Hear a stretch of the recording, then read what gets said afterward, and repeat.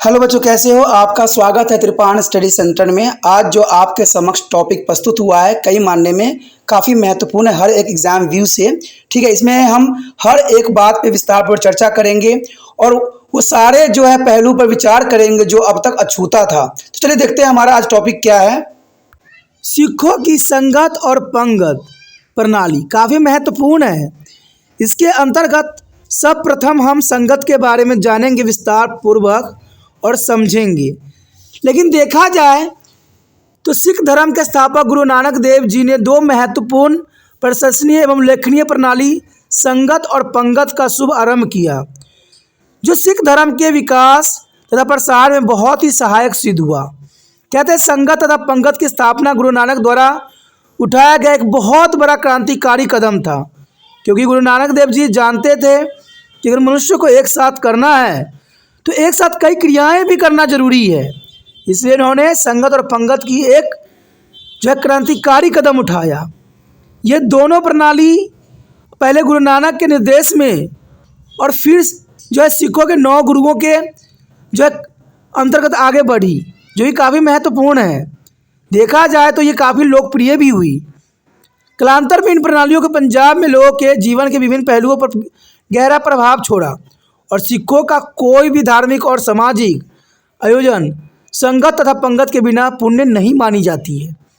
देखा जाए तो सिख धर्म में संगत और पंगत का एक अपना ही महत्वपूर्ण स्थान है उनके जीवन में। और गुरु नानक देव जी ने जो ये प्रशंसनीय और उल्लेखनीय प्रणाली संगत और पंगत का शुभारंभ किया, देखा जाए तो उनके विचार से ये मनुष्य को एक करने की सबसे महत्वपूर्ण जो है रूल रेगुलेशन थी। और इसी के बारे में हम यहाँ बात कर रहे हैं संगत। तो कहते हैं संगत का अगर हम अर्थ जाने तो ये काफ़ी महत्वपूर्ण रहेगा कि आखिर संगत का वास्तविक अर्थ क्या है। संगत शब्द का अर्थ है सत्संग या प्रार्थना के लिए धार्मिक व्यक्तियों की सभा। संगत यानी साथ में बैठना, संगत होना। यह गुरु के अनुयायियों की एक संस्था थी। ऐसा माना जाता है कि गुरु संगत में निवास करता है और संगत का यह प्रमुख कर्तव्य था कि गुरु के अनुयायियों के सामूहिक प्रार्थनाओं और भजनों में लगाए रखना तथा ईश्वर प्राप्ति के कार्य में सहायता देना। तो ये काफ़ी महत्वपूर्ण बात यहाँ आया है कि गुरुओं के अनुयायियों का ये काम था कि प्रार्थनाएं करना और भजनें करना, इससे जो है ईश्वर प्राप्ति कार्य में सहायता देता है, जो कि काफ़ी महत्वपूर्ण है। उसके पश्चात हमारे समक्ष आता है संगत की स्थापना में सहायक कार्य। देखा जाए तो गुरु नानक एक महान सामाजिक तथा धार्मिक सुधारक थे, क्योंकि गुरु नानक देव जी के समय काल में बहुत ही ऐसे हमारे समाज में बुराइयां थी जिनको सुधारना काफ़ी महत्वपूर्ण था। इसलिए गुरु नानक एक महान सामाजिक धार्मिक सुधारक थे। उन्होंने अपनी लंबी उदासियों यानी यात्राओं के दौरान, यहाँ पर उदासियों का मतलब होता है उन्होंने बहुत सी यात्रा किया, इनको जो उदासियों के नाम से जाना जाता है। इसके विषय में हम विस्तार पर आगे के चैप्टर में करेंगे। कहते दौरान उन्हें पाया कि लोग अंधविश्वास, झूठे एवं दिखावटी धार्मिक रीति रिवाज और अनुष्ठानों में गहराई तक डूबे हुए हैं। यानी हमारे समाज में देखा जाए हिंदुओं में तो वहाँ पर बहुत से अंधविश्वास थे, झूठे एवं दिखावटी धार्मिक रीति रिवाज थे और अनुष्ठानों में वो डूबे रहते थे। उनका धार्मिक सामाजिक तौर से बुरी तरह से शोषण हो रहा था। यानी देखा जाए तो उनका शोषण किया जा रहा था। आपको लगता होगा कि शोषण किस प्रकार होता है। दोस्तों, मान लीजिए कोई पंडित आपको ये बोलता है कि आपके साथ ये हो सकता है, ये हो सकता है, तो आप मान लोगे और कहेगा आप ये कार्य करोगे, ये कर्म कांड करोगे तो आप अच्छे हो जाओगे, तो आप यही कर्म करोगे। तो एक तरह से देखा जाए तो जो ये अंधविश्वास जो लोगों के अंदर था, गुरु नानक देव जी देख के बहुत ही हैरान थे कि लोग इतने जो हैं धार्मिक हो सकते हैं कि अपने आप को शोषण भी होने देते हैं। और आज के समाज में शोषण होना स्वाभाविक बात है। आज लोगों को धर्म के नाम पे कहते हैं, उनको डराया जाता है, धमकाया जाता है। कहते हैं अगर आप ईश्वर से प्रेम करते हो तो उससे डरते क्यों हो। उन्होंने गुरु नानक देव ने बताया कि वो सच्चाई व न्याय के मार्ग से भटक रहे हैं। जो उनका कर्तव्य है उसमें वो नील नहीं है, वो अपने कर्तव्य से दूर भाग रहे हैं। कहते हैं ईश्वर ने धरती पे भेजा है तो कुछ कार्य के लिए भेजा है, अपने कार्य में लीन रहना ही एक इंसान का परम धर्म होना चाहिए। गुरु नानक का हिंदू देवी देवताओं, अवतारों एवं धार्मिक कर्मकांडों पर कोई विश्वास न था। वो न तो किसी अवतार को मानते थे, न देवी देवताओं को मानते थे, न धार्मिक कर्मकांड पर उनका कोई विश्वास था। उन्होंने इनका बड़ा ही विरोध किया। लोगों को इस धार्मिक सामाजिक बुराइयों के विषय में जागरूक करने तथा उनका धार्मिक और आध्यात्मिक तौर पर मार्गदर्शन करने के लिए गुरु नानक ने संगत नामक नई संस्था की स्थापना किया। संगत यानी साथ में रहना, साथ में बैठना, तो ये काफ़ी महत्वपूर्ण है। देखा जाए तो इसी तरह जो है जटिल धार्मिक प्रथा तथा समाज के कठोर नियमों को हटाने के लिए नानक देव जी ने संगत प्रणाली की स्थापना की, और यह वह संस्था थी जो सभी वर्गों और धर्मों के ऐसे लोगों का स्वागत करती थी जो पवित्र आध्यात्मिक चर्चाओं पर ईश्वर भक्ति में भाग लेना चाहते थे। यानी देखा जाए आध्यात्मिक और पवित्र विचारधाराओं के साथ जो है संलग्न हो सके, क्योंकि यह पवित्र लोगों का समूह थी। अंततः इसका नाम आगे चलकर साध संगत पड़ गया। देखा जाए तो आगे इसका नाम जो था साध संगत के रूप में हुआ। उसके पश्चात हमारे समक्ष आता है नानक द्वारा संगत की करतारपुर में स्थापना। अपनी उदासियों यानी यात्राओं से लौटने के पश्चात नानक अपने परिवार सहित रवि के तट पर करतारपुर में बस गए। यहीं पर उन्होंने संगत संस्था की स्थापना किया और इसमें उनके अनुयायी शामिल हुए जो सुबह शाम की प्रार्थनाओं के लिए प्रतिपादित होते थे, जो काफ़ी महत्वपूर्ण है। उसके पश्चात आता है कि दूसरे संगतों के तंत्र की स्थापना। देखा जाए तो करतारपुर में संगत की स्थापना के पश्चात गुरु नानक तथा 9 अन्य सिख गुरुओं ने देश के विभिन्न भागों तथा विदेशों में संगतों या धर्मशालाओं या मंदिरों की एक श्रृंखला स्थापित की। यानी देखा जाए तो यहाँ पर गुरु नानक के जो है 9 अन्य सिख गुरुओं ने देश के विभिन्न भागों में विदेशों में संगत और धर्मशालों या मंदिरों की एक श्रृंखला स्थापित कर दिया।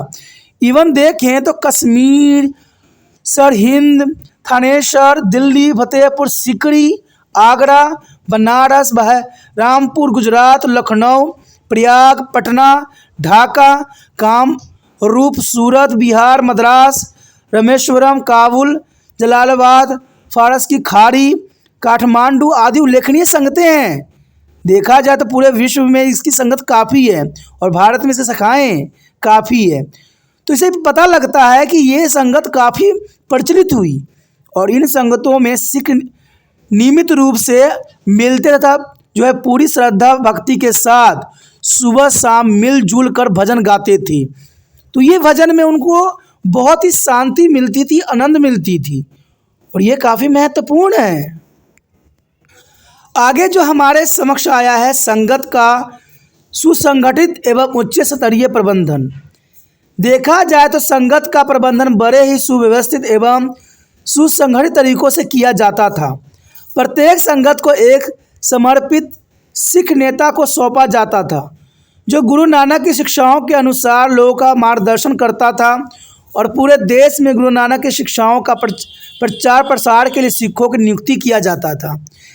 भाई लालो को पंजाब के उत्तर का भाग सौंपा गया था और शेख सज्जन दक्षिण पश्चिम पंजाब में सिखों को गुरु जी के उपदेश देता था और मार्ग निर्देश करता था। बनारस में भोपाल दास, सालिस राय जो है जगन्नाथपुरी, और लंका में राजा शिवनाथ, और कीर्तनपुर में जो है बडूनाथ शाह आदि कहते संगत के प्रमुख उपदेशकों में से थे जो संगत का काम काज संभालते थे, और इसके अलावा अन्य स्थानों पर स्थापित संगतों की देखभाल अन्य सिख नेता भी करते थे। तो देखा जाए तो संगत का सुगठित उच्च स्तरीय प्रबंधन यहाँ पर गुरु नानक देव जी ने किया था, जो कि बहुत काफ़ी महत्वपूर्ण था, और हर क्षेत्र में अपना ज्ञान का प्रकाश फैलाने में बहुत सारे जो है मार्ग निर्देशों की आवश्यकता थी। तो बहुत से लोगों के इसके लिए जो है उन्होंने चुना और उनको जो है कार्य सौंपा। तो ये काफ़ी महत्व रखेगा। आगे जो हमारे समक्ष आ रहा है वह संगत प्रणाली की महत्ता। अब देखिए संगत के बारे में हम तो जान चुके हैं, लेकिन अब हमें ये जानना है कि संगत प्रणाली की क्या महत्ता है। तो चलिए देखते हैं संगत प्रणाली की क्या महत्ता है। यहाँ पर जो हमारे समक्ष आया है संगत प्रणाली की महत्ता। कहते हैं सिख धर्म में संगत का सर्वोच्च स्थान है। भाई गुरदास के अनुसार गुरु तथा ईश्वर का वास संगत में होता है, क्योंकि संगत के धार्मिक प्रवृत्ति के लोग एकत्र होते थे। अंततः कालांतर में से साध संगत कहा जाने लगा और यह सिख धर्म का अभिन्न अंग भी बन गया। इसके कई दूरगामी परिणाम हुए तथा इनमें प्रमुख जो है निम्नलिखित थी।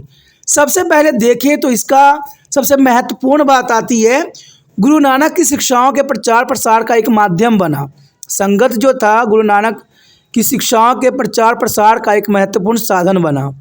संगत का सर्वप्रथम यह परिणाम हुआ कि इससे लोगों का गुरु नानक की शिक्षाओं पर विश्वास स्थापित हुआ और यह गुरु नानक की शिक्षाओं के प्रचार प्रसार का एक महत्वपूर्ण माध्यम बन गया। इवन देखें हम तो आगे काफ़ी महत्वपूर्ण है आपसी भाईचारा। कहते हैं आपसी भाईचारा तथा सहयोग की भावना ये संगत प्रणाली के अंतर्गत ही लोगों में विद्यमान हुई।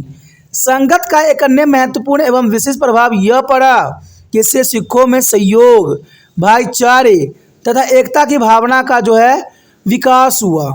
इवन देखें तो सिख धर्म की लोकप्रियता में वृद्धि।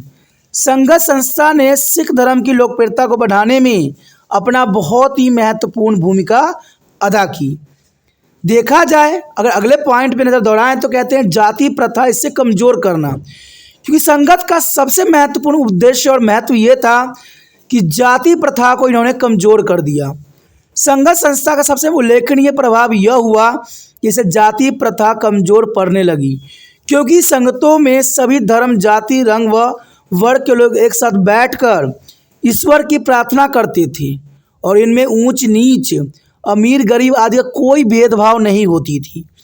सभी को बराबर का दर्जा प्राप्त होता था और इससे जाति प्रथा के जरिए बहुत कमज़ोर हो गई, क्योंकि गुरु नानक देव जी का उद्देश्य ही था कि हमारे समाज में जो जाति प्रथा की भेदभाव और रंग फैला हुआ है उसे जो है संगत के अंतर्गत ही समाप्त किया जा सकता है, जो यहाँ पर हुई।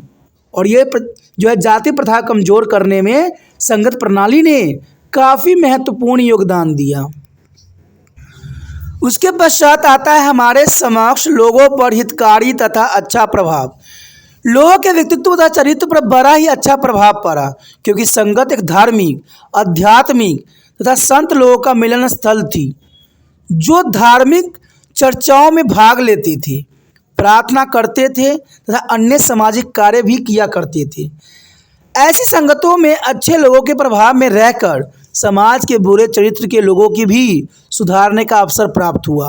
यानी देखा जाए तो लोगों पर हितकारी तथा अच्छा प्रभाव, क्योंकि इसमें देखा जाए संगत में धार्मिक, आध्यात्मिक और संत लोगों का मिलन जुलन स्थल था, इसलिए देखा जाए तो इसका प्रभाव हर एक लोगों पर बहुत ही अच्छा पड़ा। उसके पश्चात आता है धर्मशाला तथा बाद में गुरुद्वारों की स्थापना। जिस पवित्र स्थान पर सिख संगत आपस में मिलकर भजन करते थे, कालांतर में उन स्थानों को जो है धर्मशाला कहा जाने लगा। और ये धर्मशाला काफ़ी महत्वपूर्ण है, क्योंकि धर्म का शाला, जहाँ पर धर्म के लोग जो है बैठते हैं, रहते हैं और यहाँ पर कोई किसी प्रकार का भेदभाव नहीं होता है। गुरु अंगद तथा गुरु रामदास के गुरु गद्दी काल के दौरान कई धर्मशालाओं का जो है निर्माण हुआ, जिसकी देखभाल समर्पित सिख नेता करते थे।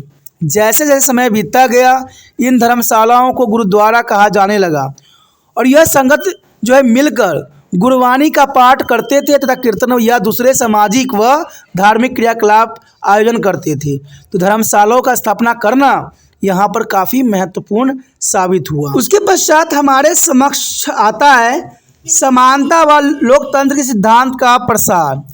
कहते संगत का एक अन्य महत्वपूर्ण प्रभाव यह पड़ा कि इससे सिखों के सामाजिक, धार्मिक तथा राजनीतिक संगठनों में समानता तथा लोकतंत्र के तत्वों का जो समावेश हुआ। इन सिखों ने संगत में प्रवेश किया और उनमें समानता की भावना का जो है विकास हुआ। संगत में जो भी निर्णय लिए जाते थे वो सब लोकतंत्र सिद्धांत पर आधारित थे।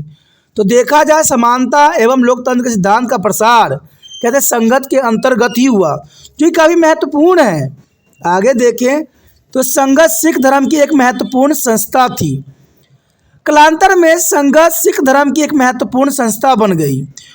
गुरु गोविंद सिंह ने संगत को सामूहिक निर्णय जैसे अधिकार देकर इसे और भी अधिक सशक्त बना दिया, और ये काफ़ी महत्वपूर्ण था। यहाँ पर गुरु गोविंद सिंह जी के ही जो है महत्वाकांक्षा थी कि इसको जो है और भी अधिक सशक्त बना दिया गया, और इस प्रकार यह संगत धर्म को एक महत्वपूर्ण एवं लोकप्रिय संस्था बना दिया। संगत को गुरु के समान अधिकार भी प्राप्त हो गए तथा संगत के द्वारा लिए गए निर्णय गुरुओं के निर्णय के समान माना गया, और इसी के भांति जो है उनको पालन भी करने लग गए लोग सब। तो देखा जाए तो यहाँ संगत का एक अपना विशिष्ट स्थान है, जहाँ पर भेदभाव मिटाने में संगत ने महत्वपूर्ण कार्य किया। वहीं जो है सिख धर्मों को एकत्र करने में संगत जो है प्रथा जिन्होंने गुरु नानक देव जी ने चलाया था काफ़ी महत्वपूर्ण थी, और जग कल्याण के लिए भी संगत प्रणाली का जो है यहाँ पर जो है बनाया गया, जो कि काफ़ी महत्व रखता है। आगे जो हम करने जा रहे हैं काफ़ी महत्वपूर्ण है पंगत प्रथा। कहते हैं पंगत जो है काफ़ी महत्वपूर्ण है। तो देखा जाए पंगत प्रणाली काफ़ी महत्वपूर्ण रखता है। पंगत या हम इसे लंगर के नाम से भी आज के समय काल में जानते हैं। लंगर या पंगत संस्थाएं गुरु नानक देव जी द्वारा जो है पंगत यानी लंगर संस्था की आरंभ की गई। गुरु नानक देव जी चाहते थे कि हमारे समाज में जो है जाति भेदभाव न हो, इसलिए इन्होंने लंगर का जो है प्रथा स्टार्ट किया। लंगर का अर्थ ही यहाँ पर यही होता है, यानी संगत संस्था के कारण लंगर संस्था की आवश्यकता हुई। संगत द्वारा संतों एवं धार्मिक लोगों के लिए मिलजुल कर भोजन पकाया गया तथा परोसा गया था, और इस भोजन को सभी लोग बिना किसी जाति धर्म रंग के भेदभाव के पंक्तियों में बैठकर ग्रहण करते थे। गुरु नानक द्वारा आरंभ की गई इस लंगर प्रणाली ने उनको उत्तराधिकारियों के जो है निर्देशों में भी खूब विकास किया, और धीरे धीरे यह सिख धर्म का एक महत्वपूर्ण भाग बन गया। तो देखा जाए कि लंगर का मतलब ही यही होता है कि एक लाइन में व्यक्ति बैठ जाते हैं, लेकिन लाइन में जब बैठते हैं तो ये वो नहीं देखते कि किस धर्म के हैं, किस जाति के हैं, गोरे हैं या काले हैं, क्या हैं, इससे कोई किसी को कोई मतलब नहीं होता। क्योंकि गुरु नानक देव जी यही चाहते थे कि हमारे समाज से जो है ये धर्म भेदभाव जो बनी हुई है, जाति भेदभाव जो बनी हुई है, वो ख़त्म हो जाए और सारे मनुष्य एक साथ बैठकर जो है अपना दुखों को, अपने विचारों को और भोजन को ग्रहण करें। और इसलिए इन्होंने देखा जाए तो लंगर यानी पंगत प्रथा का जो है शुभ आरंभ किया, जो कि काफ़ी महत्वपूर्ण था। उसके पश्चात हम देखें तो लंगर प्रथा के स्थापना में सहायक कारक, आखिर लंगर प्रथा को जो स्थापना हुई तो किन कारणों से हुई, इसके पीछे क्या रहस्य था। कहते हैं गुरु नानक के समय में पंजाब की सामाजिक, धार्मिक और राजनीतिक स्थिति अत्यंत दयनीय थी। सच्चे धर्म के स्थान पर चारों ओर अज्ञानता, झूठे विश्वास, अंधविश्वास तथा व्यर्थ की रीति रिवाजों का बोलबाला चारों तरफ फैला हुआ था। जाति भेदभाव, छुआछूत जैसी बुराइयां समाज को दीमक की तरह चाट रही थी। क्योंकि देखा जाए आज भी हमारे समाज में जाति भेदभाव और छुआछूत की जो बुराई है आज भी विद्यमान है। कहते हैं ऐसी छुआछूत की भेदभाव नहीं होना चाहिए। ईश्वर के बनाया हुआ प्रत्येक जीव का अपना एक महत्व होता है। लेकिन देखा जाए तो ये गुरु नानक देव जी के समय काल में अधिक थी, और आज के समय में भी ये काफ़ी अपनी चरम सीमा पे है। समाज में देखा जाए तो क्षुद्रों की स्थिति बहुत ही बुरी थी, तो चारों ओर लालच का वातावरण विद्यमान था। ब्राह्मण तथा उच्च वर्ग के लोग निम्न वर्गों के साथ बुरा व्यवहार करते थे। वह उन्हें अपने साथ बिठाने या बैठने भी नहीं देते थे। यानी देखा जाए तो यहाँ स्थिति बहुत ही विकट थी। यहाँ पर नीच जात के लोगों को, क्षुद्रों को, और कहते हैं इवन की रंग भेदभाव की जो है परिस्थिति पैदा हो रखी थी। गुरु नानक देव जिस जाति के आधार पर निम्न वर्गों के साथ होने वाले भेदभाव तथा बुरे व्यवहार को सहन न कर सके, और ऐसी विपरीत परिस्थितियों में गुरु नानक ने जाति प्रथा उन्मूलन का बीड़ा एक नेक तरीके से लंगर प्रथा आरंभ करके उठाया। देखा जाए तो लंगर प्रथा एक ऐसी प्रथा थी जिसमें सारे धर्म के लोग, सारे जातियों के लोग, सारे वर्गों के लोग, सारे ब्राह्मण हो चाहे क्षुद्र हो, सभी एक साथ बैठ के जो है लंगर यहाँ पर चखते थे। इसके अनुसार सभी जाति के लोग मिलजुल कर भोजन तैयार भी करते थे और साथ में बैठकर धार्मिक भेदभाव के जो है भोजन भी ग्रहण करते थे। इसलिए जो समाज में फैली हुई बुराई थी उनको उन्मूलन करना एक महत्वपूर्ण कदम था। उसके पश्चात देखें तो पंगत या लंगर करतारपुर में स्थापना, यानी देखा जाए तो जो पंगत था या लंगर कहते हैं, इसका शुभ आरंभ जो हुआ था करतारपुर से ही हुआ था, जहाँ पर गुरु नानक देव जी अपनी गृह स्थल के जीवन व्यतीत करते थे। गुरु नानक देव जी ने संगत और पंगत या लंगर प्रथा का आरंभ किया और गुरु नानक देव जी के अनुयायी बिना किसी जाति, धर्म व रंग के भेदभाव से जो है पूरे समर्पण के साथ लंगर तैयार करते थे तथा फिर पूरी संगत पंगत में बैठकर भोजन करती थी। गुरु नानक स्वयं जो है प्रार्थना के पश्चात पूरी संगत के साथ बैठकर भोजन करते और लंगर के पश्चात सभी सिख अपने बर्तनों को स्वयं ही जो है मिलजुल कर धोते, जिससे गुरु के अनुयायियों में आपस में एकता, भाईचारे की भावना विकसित हुई। गुरु नानक के बाद उनके उत्तराधिकारी गुरुओं ने इसी प्रणाली को आगे बढ़ाया तथा विकसित भी किया और यह आज प्रणाली पूरे पंजाब के लोगों के जीवन का एक अभिन्न अंग बन चुका है।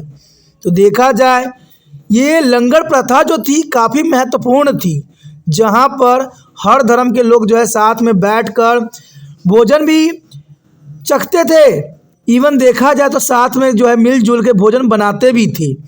तो यहाँ पर जो गुरु नानक देव जी ने लंगर प्रथा का जो शुभ आरंभ किया वो सिख धर्म के साथ साथ हर धर्मों को एक करने की एक महान जो है एक कदम थी, जो कि काफ़ी ज़रूरी था।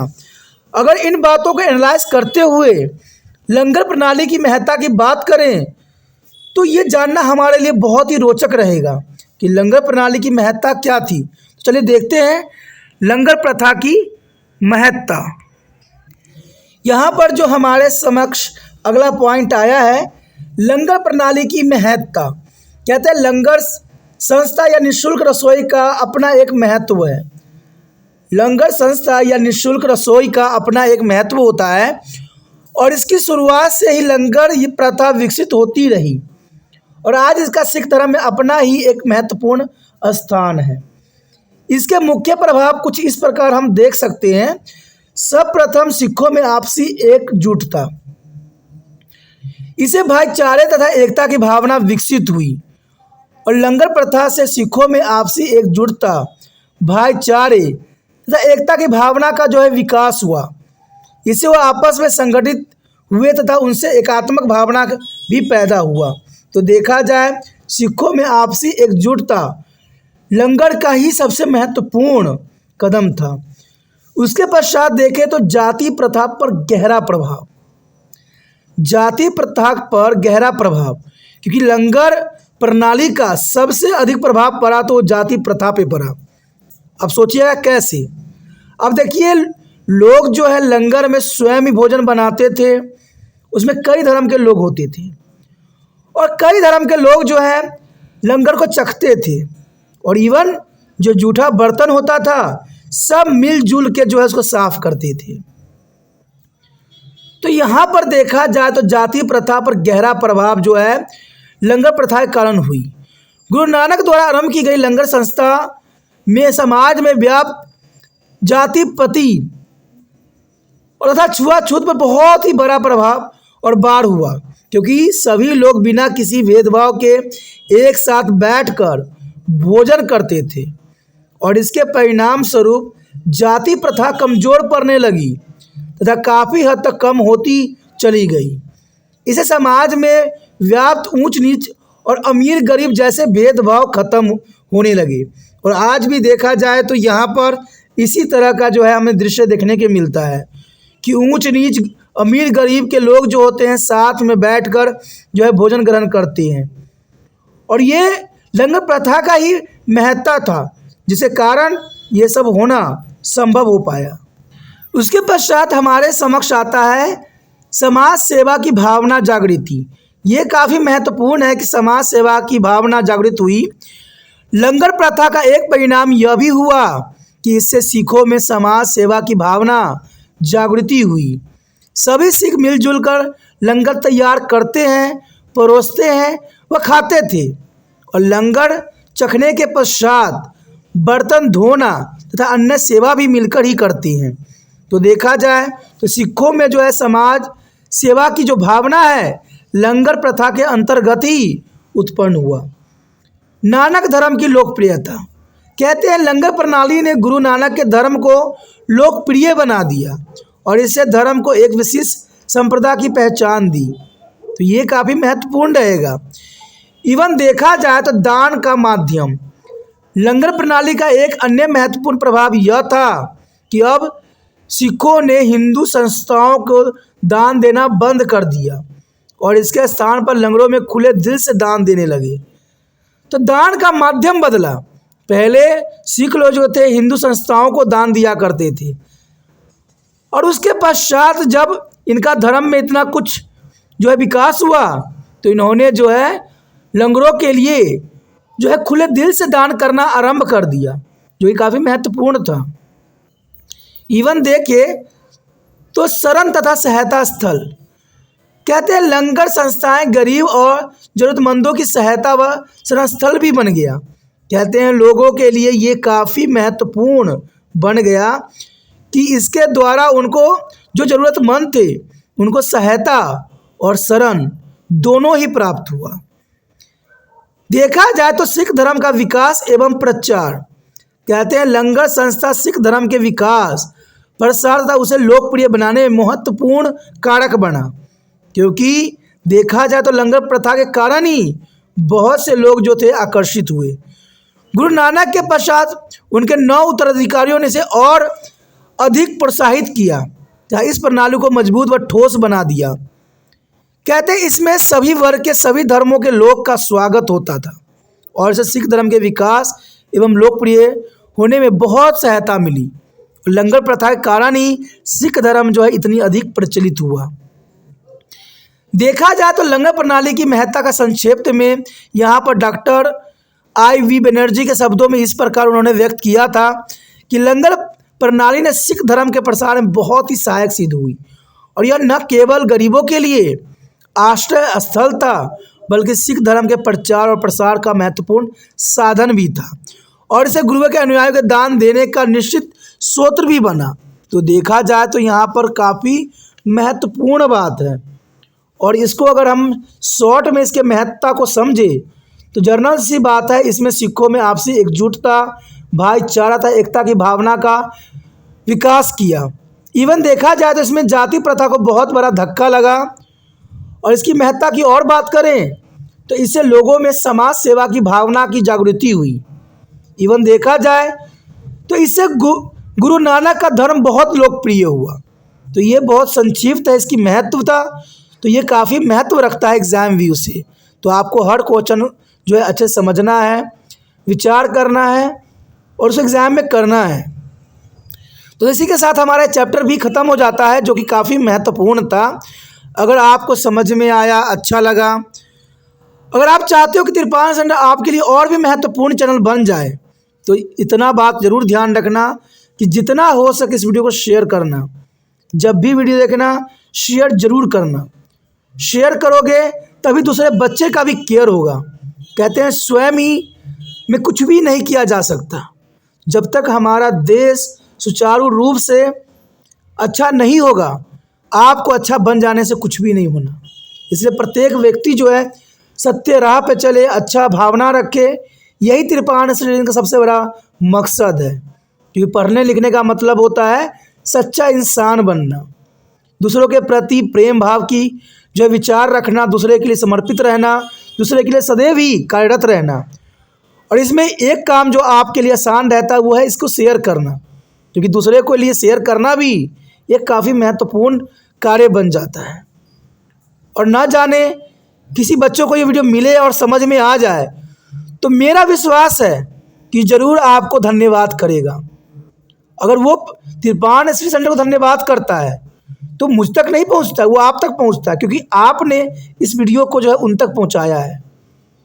और कहते हैं किसी का दुआ जो होती है काफ़ी महत्वपूर्ण बन जाती है हर क्षेत्र में।